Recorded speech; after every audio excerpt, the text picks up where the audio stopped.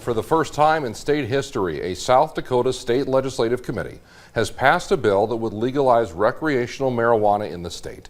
But proponents of legal adult use cannabis say that the bill is intended to be a compromise. State House reporter Austin Goss joins us live in studio with our 6 o'clock top story. Austin, good evening. Good evening, Brian and Andrea. Senate Bill 3 has bipartisan support in both the state House and the state Senate. However, if it were to somehow pass into law, it would likely create some of the strictest recreational marijuana laws in the country. But the supporters and organizers behind the petition drive say that they prefer that way for now. We are willing to compromise. We'll need to see the final details of a bill that passes both chambers. In presenting the bill to the Senate Commerce and Energy Committee Thursday, Prime sponsor Michael Roll of Aberdeen said that he had been told that pro-marijuana activists were willing to make concessions and that they could possibly get on board with the bill that was before the legislature. This bill right here does not allow home grow in any capacity. It did not find favor with the committee.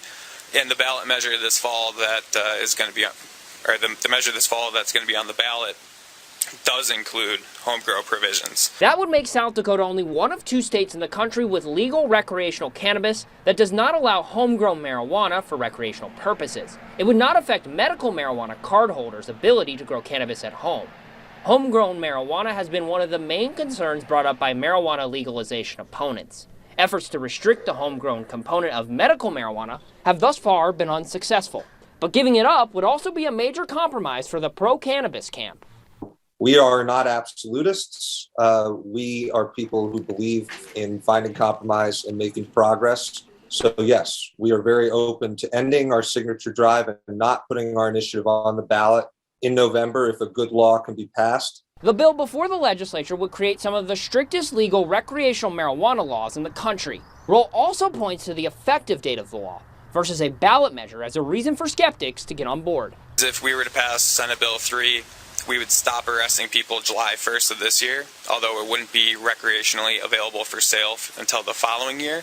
Where if we took the ballot measure, the setup dates would be the exact same, except for we would still continue to prosecute people starting July 1st of this year through June 30th of next year. Context, if we waited for the ballot measure, you could be arrested on June 30th, and then on July 1st you could walk into a store and buy it. Now that bill still has a long way to go if it were going to pass. Even then, it would likely be vetoed by the governor if it were to make it to her desk. Brian and Andrea. Austin Goss, thank you.